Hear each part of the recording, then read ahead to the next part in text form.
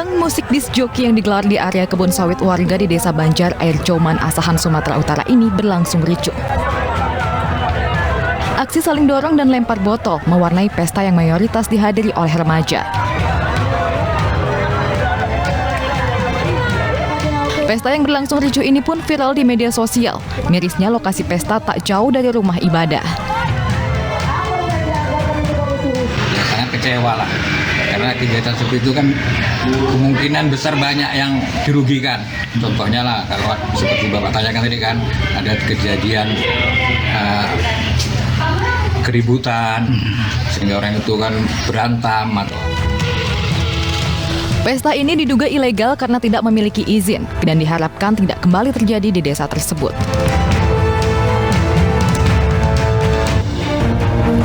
Selamat malam, apa kabar pemirsa? Kericuhan pesta yang mengundang disc joki di Asahan, Sumatera Utara menjadi pembuka jumpa kita di iNews Prime. Kami juga akan membahas aliran sesat seorang warga asal Bekasi di Lebak, Banten yang mengaku sebagai Dewa Matahari. Saya Abraham Silaban, Anda menyaksikan iNews Prime.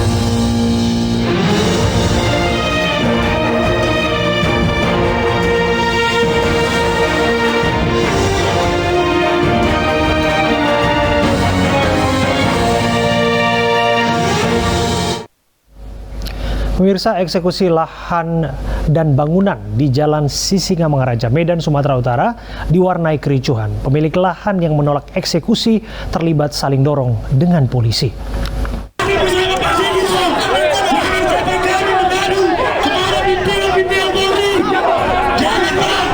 Aksi saling dorong mewarnai eksekusi lahan dan bangunan di Jalan Sisingamangaraja, Medan, Sumatera Utara, Rabu siang.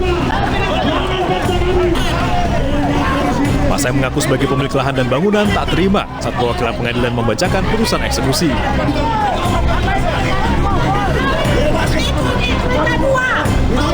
Kericuhan semakin memanas hingga seorang demonstran terluka dan giginya tangkal. Sejumlah demonstran terpaksa dibawa petugas ke Mapolres Tabes Medan. Masa yang mengaku sebagai pemilik lahan bersikukuh mempertahankan lahan mereka karena memiliki sertifikat hak milik. Pernah dilibatkan sebagai salah satu pihak di pengadilan, tidak pernah dilibatkan. Nah, oleh karena itu dalam putusan inkrah itu mau dilakukan eksekusi, klien kami baru tahu tahun 2020. Nah, di situ kami melakukan perlawanan, gugatan perlawanan, dan kami kalah.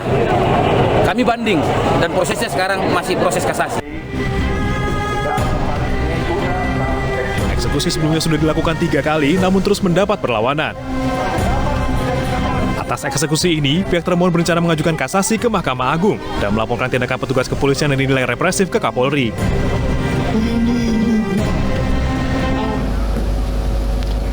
Gara-gara sengketa lahan, warga Pindrang, Sulawesi Selatan mengamuk dan mengancam seorang advokat dengan senjata tajam. Tak hanya itu, pelaku juga melontarkan kata-kata hinaan. Korban yang sedianya ingin berdamai akhirnya melaporkan kasus tersebut.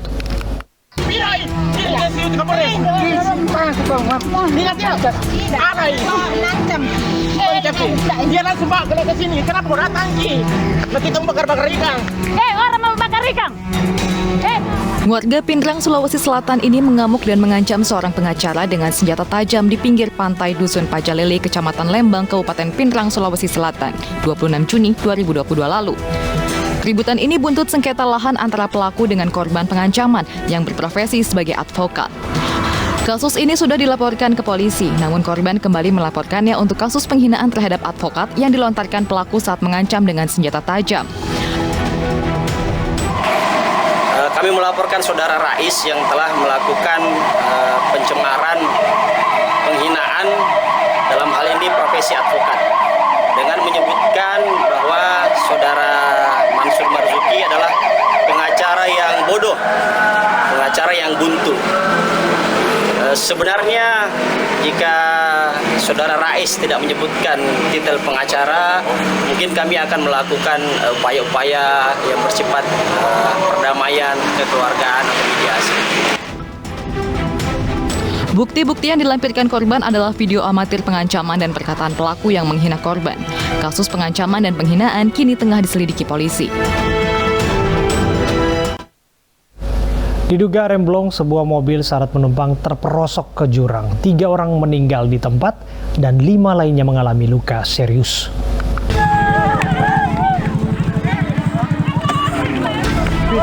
Seorang warga berlari dan berteriak histeris ke arah mobil yang terjun ke jurang sedalam 20 meter. Ia bersama warga lainnya berusaha menyelamatkan korban yang tergeletak di Jalan Raya Pusuk Sembalun, Lombok Timur, Nusa Tenggara Barat. Lu masih arah hidup lo. Lu atas lah, betul. Warga juga merekam seorang anak yang menangis di antara rimbunnya semak jurang. Mobil yang syarat penumpang ini melaju dari arah Sembalun menuju Suele. 2 di antaranya anak-anak. Kecelakaan diduga karena remblong saat jalanan menurun, sehingga pengemudi tidak mampu mengendalikan kendaraannya. Informasikan awal ada 3 penumpang yang meninggal di tempat, kemudian yang lain masih penanganan medis di Puskesmas Sembalun. Informasi dari warga, di lokasi jatuhnya mobil ini kerap terjadi kecelakaan. Warga menyarankan pemerintah untuk membuat pagar pembatas guna meminimalisir terjadi kasus serupa.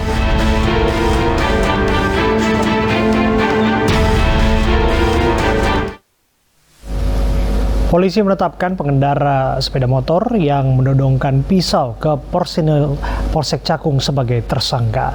Tersangka IS terancam hukuman di atas 5 tahun penjara.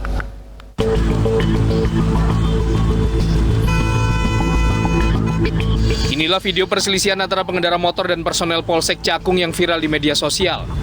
Dalam video, personel Polsek Cakung terpaksa mengeluarkan senjata api karena diancam pengendara motor dengan pisau. Meski pelaku pengancaman sudah minta maaf, namun proses hukum kasus ini terus berjalan. Dari hasil pendalaman, polisi akhirnya menetapkan pengendara motor berinisial IS sebagai tersangka. Ia juga langsung ditahan di Mapolsek Cakung, Jakarta Timur. Ini prosesnya berlanjut hingga ditetapkan sebagai tersangka ya. Pemeriksanya sudah dilaksanakan dan pelaku sudah ditahan di Polsek Cakung. Untuk pasal yang dikenakan, Bu? Pasal yang kami kenakan adalah Undang-Undang Darurat nomor 2 tahun 51. Akibat perbuatannya, tersangka terjerat pasal 2 ayat 1 Undang-Undang Darurat nomor 12 tahun 1951 dengan ancaman hukuman di atas 5 tahun penjara.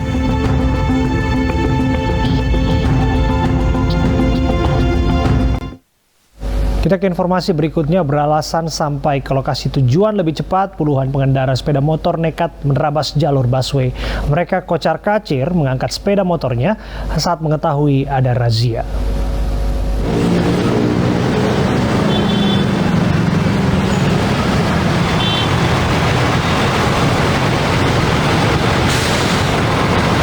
Panik mengetahui adanya razia di ujung jalur busway, sejumlah pengendara sepeda motor ini nekat mengangkat kendaraan mereka melompati separator busway di Jalan Keramat Raya, Senen, Jakarta Pusat, Selasa sore. Aksi nakal ini mereka lakukan demi menghindari razia yang digelar petugas Satlantas Polres Metro Jakarta Pusat. Meski beberapa pelanggar berhasil kabur, namun tidak bagi puluhan pengendara motor lainnya. Para pelanggar ini tak berkutik saat sampai di lokasi penjagaan, di mana harus menerima sanksi tilang. Macet. Tapi tahu bahaya kan Ibu? Tahu nggak kalau ini nggak boleh Bu? Salah. Nah ini nanti depan ada polisi ketilang gimana nih Bu? Sebagian bisa kita tangkap untuk ditilang, sebagian belum. Namun kami ke depannya akan lebih aktif lagi dan akan kami kerahkan lebih banyak lagi anggota untuk melaksanakan penindakan di sana. Petugas mengimbau kepada para pengendara agar selalu mematuhi aturan berlalu lintas demi mencegah terjadinya kecelakaan.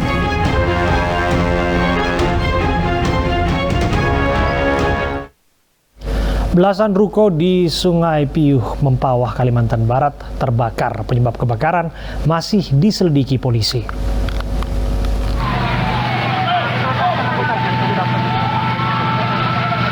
Kepanikan melanda warga di Jalan Pasar Jurusan Sungai Piyuh, Mempawah, Kalimantan Barat, Rabu pagi. Belasan ruko tiba-tiba terbakar hingga menimbulkan asap tebal. Tak lama berselang, petugas pemadam datang ke lokasi. Salah satu anggota Satuan Polisi Militer menyebut ia mengetahui peristiwa kebakaran saat hendak menaikkan bendera merah putih bersama anggota lainnya. Lokasi ruko berada tepat di samping kantornya. Kejadian kebakaran ini dibantu oleh pihak pemadam kebakaran dan sekiranya ada 14 unit dan dari pihak polisi ada 2 unit untuk membantu pemadam kebakaran dan dari pihak TNI AD. Penyebab kebakaran belum diketahui dan masih diselidiki polisi. Ratusan penumpang kapal Prince Soya tertahan di pelabuhan akibat kapal terbakar. Diduga penyebab kebakaran berasal dari bagian dapur kapal.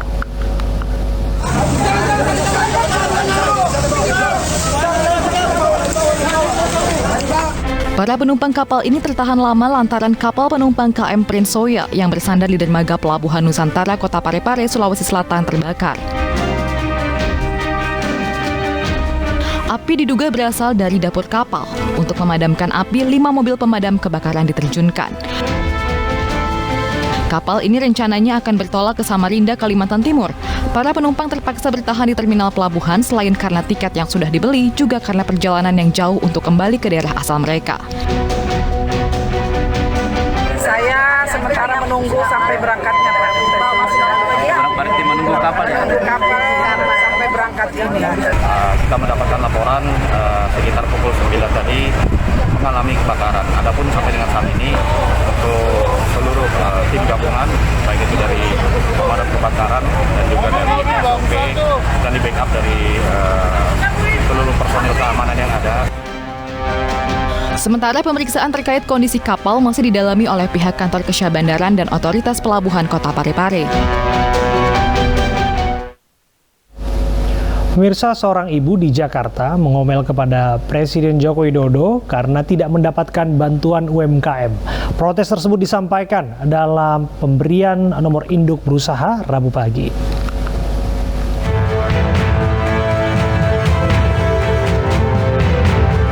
Presiden Joko Widodo mendapat omelan dari seorang ibu-ibu di Cijantung, Jakarta Timur.